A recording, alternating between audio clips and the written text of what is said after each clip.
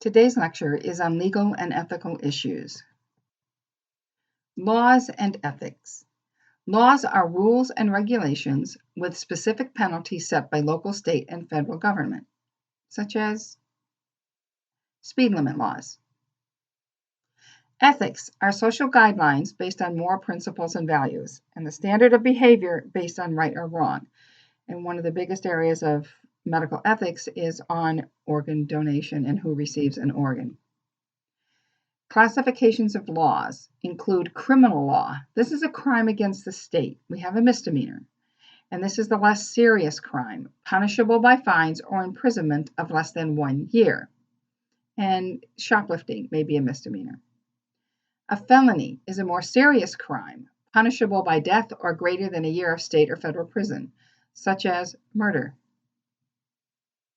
Civil law are crimes against a person, known as an intentional tort.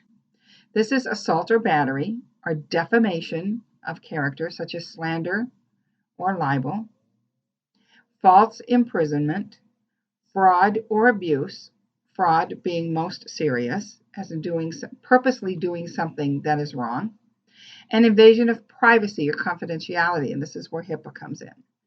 An unintentional tort is negligence that can be charged. A contract is a voluntary agreement between parties. An agreement is an offer that is made and accepted. The consideration is something of value, and the legal subject matter is enforceable or otherwise breach of contract occurs, such as buying a car. You have an offer to buy a car, you agree upon the price, say $25,000. You sign the contract, you both agree on it, and you agree to pay for it. If you do not pay for it, then you have breached the contract and the car can be repossessed. Now, contractual capacity is that both sides must have competency to understand the concepts and meanings of the contract.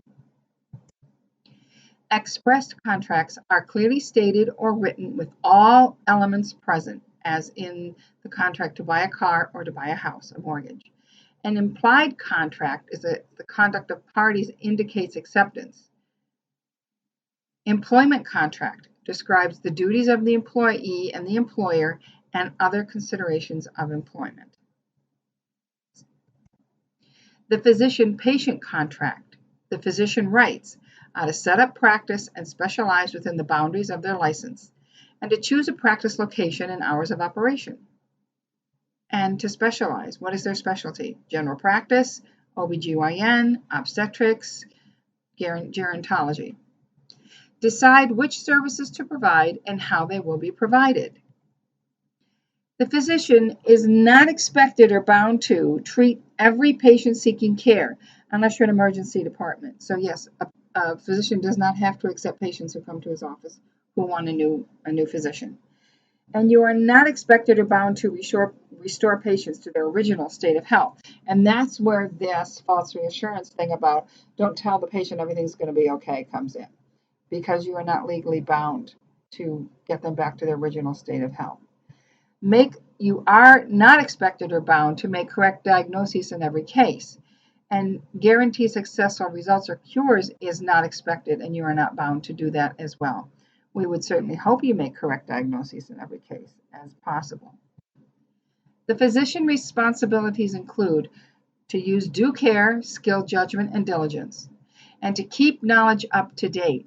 Where medical assistants have CEUs, physicians and practitioners have medical education units or MEUs. And your responsibility as a physician practitioner is to perform to the best of your ability. Educate patients regarding diagnoses, options of care, methods of treatment, and fees for service. Now, medical assistance and liability. You need to recognize your scope of practice for a particular state and to understand reasonable person standard. Medical assistants are held to a higher standard inside and outside the medical office during and outside of work hours. That does not mean you have to take care of someone when you're not working. If you see someone fall over and get hurt, or if there's a car accident, or you see someone collapse, you are not bound to stop and take care of them. Most states have the Good Samaritan law, whereas if you do stop and try to help someone who's had a heart attack and you're trying to do CPR and the person passes away, you cannot be held responsible for their death. It's called the Good Samaritan Law. Patients' rights and responsibilities are to follow instructions and cooperate in your care plan, and to share relevant information with your practitioner. Follow the orders for treatment and pay for services provided. That's the patient's rights and responsibilities. Patient consent. Permission is given for examination, test, and treatment. Now, express consent is permission given in words. Implied consent is given at the time of the appointment, when the appointment's made. But informed consent involves having full information prior to making decisions on treatment plans. If you're going to have surgery, you have this 4 or 5 page document that you will sign that says you understand everything. I suggest your patients read that before they sign it. The doctrine of informed consent is the legal basis for informed consent or informed refusal and is outlined in the state's Medical Practice Acts. A patient can also refuse care. Informed consent implies that the patient understands the proposed treatment method or modes, why the treatment is necessary, the risks involved, alternate modes of treatment, and the risks of alternate modes, and the risks involved if treatment is refused. Adults of sound mind are able to give informed consent. Emancipated minors are treated as adults and as such are able to make decisions on their own. People who cannot give informed consent are minors or persons under the age of majority, but excluding married minors, the mentally incompetent, and those who speak a foreign language where an interpreter may be necessary. Physicians are often sued for negligence because of inadequately informing patients of adverse surgical complications or drug reactions and alternative treatment modes. Terminating the physician-patient contract, also called withdrawing from the case, and is undertaken carefully to avoid charges of abandonment. The reasons for physician withdrawal from a case include: patient refuses to follow instructions, family members are disruptive, personality conflict develops, and it does happen, bill remains late or unpaid, and yes, a physician can terminate contract if the bill remains late and unpaid, and appointments are missed or canceled. And common practice is that if an appointment is missed or canceled more than 3 times, then a physician is able to withdraw from patient care. It's not a law, but it's usually 3 times. Process of terminating the physician-patient contract. You need a formal legal manner must be followed. So a letter must be written stating the reasons for withdrawal and recommend another practitioner, allowing a grace period of at least 30 days. You send it certified mail with return receipt requested to provide evidence that the letter was received. A copy of the letter with return receipt needs to be in the patient file, and in the electronic record it is scanned in and uploaded. We summarize actions in the patient's record, and a patient can terminate with no formal action. A patient can basically terminate the contract maybe because they're moving out of state, or maybe they want to fire their physician because they're not taking care of them very well. Both things happen. What is the standard of care for the medical assistant? You must maintain confidentiality. Even if it is your uncle or the neighbor next door, you cannot speak about them to anyone else. You practice within the scope of training and capability, and you maintain and prepare accurate medical records.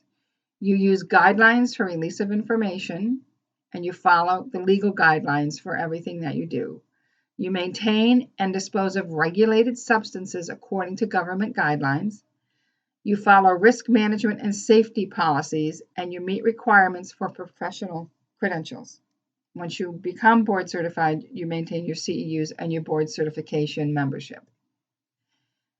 How about closing a medical practice? If a practice must terminate and close its service, then the medical staff must do the following: comply with HIPAA laws regarding confidentiality. Inform all patients by written communication. Give patient referrals or option to choose own replacement practitioner with proper transfers. Keep all files in a secure location and share any files that are necessary. Know HIPAA laws pertaining to closing a practice. And that ends the lecture for today.